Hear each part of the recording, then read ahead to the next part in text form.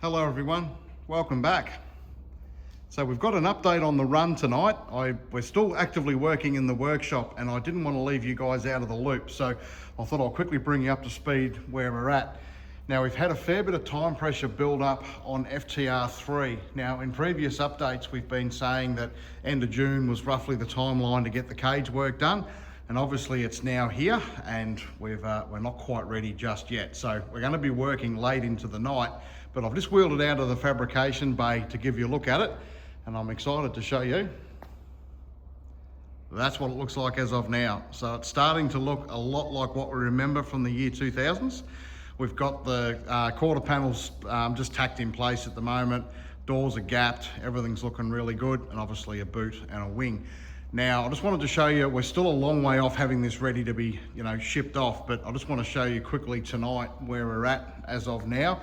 So we've modified the rear quarter panels. Now these are got to come back off the car and be dipped, and then we'll get them all primed up and we'll finish the last of the repairs. But you can see there we've deleted the original Falcon fuel filler door. We've punched in the fuel fillers for the vent and fuel inlet. So there's one left, one right, so they're both done.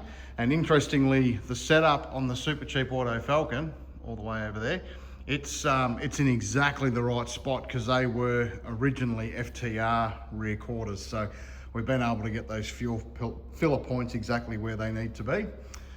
Doors have all been stripped of their components internally. We've cut trimmed up all the edges around the inside so there's no nasties, so they're all good to go.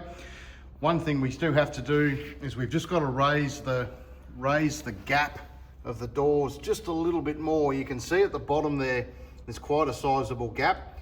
You have to have that because your side skirts screw in to the the bottom of the door sill. So there's screws that go through here to hold it all in place. So we need to have that just a little bit higher, so there's room for that. And we need to cut in spots for air jacks and all sorts of stuff. So there's a little bit to go on this one just yet. Now this door sill that we've got is originally a GSR one. It's actually signed by Seton, 2nd of the 2nd, 1999. But I'd say it's come off a show car because there's no holes in it for the air jacks to protrude through. So if you have a look there, it's all completely solid. And yet when you look at the car, the air jack has to protrude through. So we're going to need to modify that as well. And then we've got to get the nuts all tacked into the sill and everything to mount all this up. So there's still a fair bit to go. As far as the rest of the car goes, front doors we've covered off previously. The front of the car we haven't done a lot with just yet. There's still a little bit to go. Now Supercars, we're really lucky. Supercars have posted a video of the 2000 Bathurst 1000. And if you remember, the front bar got knocked off the car by the big Kev Commodore, which no doubt you're all across. And when they went to an ad break in the Channel 10 coverage back in the day, they kept the footage rolling and they show the team putting the front bar back on FTR3 or trying to get a front bar on it. So it gives us a really good look of how this car was set up when it was brand new. And that's obviously the era that we're aiming for. So it gives us a good look around the brake ducts, radiator ducts, all that, and around the front rails and bar mounts. Now, you can see here there are witness marks where there's a captive nut in there, or a riv nut. So there was obviously an insert that went in there, the bar slid in there, and they're obviously belting all this back into shape, trying to get the bar back on. So we've got to just work out what screws and what captive pieces we need in that, so we can get that tacked in as well before the car gets shipped off. The side bar mounts are all just a bolt-on thing, so they'll be all fairly straightforward. One other little piece that we've had to do, we've had to shorten up the door gaps on this side of the car a little bit to get it all square. So you can see the top hinge and everything was pretty good, but this bottom hinge we've had to shift quite a way to get everything gapped up. And if we work our way along this side of the car, rear quarter on this side, same deal, had the fuel filler cut in, and these will all get dipped because there's a lot of surface rust under there. Roof is just sitting in place, that will get lifted off. That's got to be welded on, but we can't do that until the bar work's done. And the rear wing is sitting on the car, which is really exciting to see. Now that's just sitting there with a bit of tape on it at the moment. We've just got to get it in position so we can mark out all the mounting holes in the boot, and that has to be all drilled, and there has to be like reinforcements welded on the underside of the boot for it to all go together. So again, there's quite a bit to go on that. Now, one thing we've discovered that we weren't prepared for, we started deleting the holes, which we're doing as we speak, deleting the holes for trims and bits and pieces like that. So if you have a look, say we've got this standard Falcon rear door on the rear of the car, you can see we've deleted all the trim holes. The front door is a good example of that, how they ran back in the day.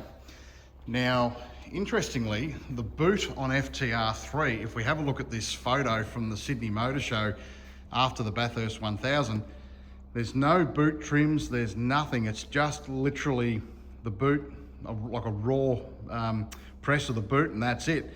Now, if we come over to the Super Cheap Auto Falcon, if I just scoot over here, you can see it has all the boot trim and everything all on it, and it ran that back in the day. So the rain light was built into it, everything was all there. So two totally different, I guess, theories on how it was all done, but that's something we'll need to replicate on FTR3. So what we've been doing is filling in all the holes on the boot, getting everything deleted.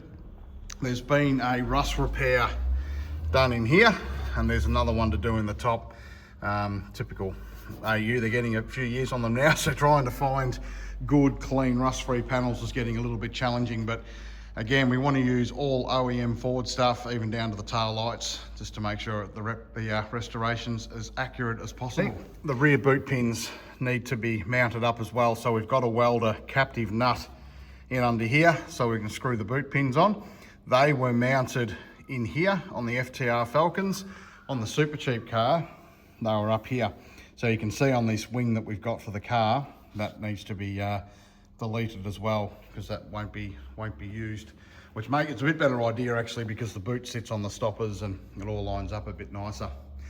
Yeah, so that's probably about it as to where we're at. So we'll roll FTR3 back into the fabrication bay. We'll be working late tonight to try and get this done. Once we get all those little fiddly jobs done, the car will get shipped off. The bars will get cut out straight away, and if we have time, we'll do that ourselves before it goes. But if not, it'll get shipped off, and then they'll be into it and getting the cage redone. Now, the reason we're pushing tonight to get as much done as we can is we need to have it that if opportunity arises that it can be sandblasted and painted while it's away, we want to be able to knock that over. So we'll get everything done we can, and we'll keep you in the loop as we go. So thanks again, everyone. We'll push on here tonight. Appreciate your support, and we'll speak with you soon.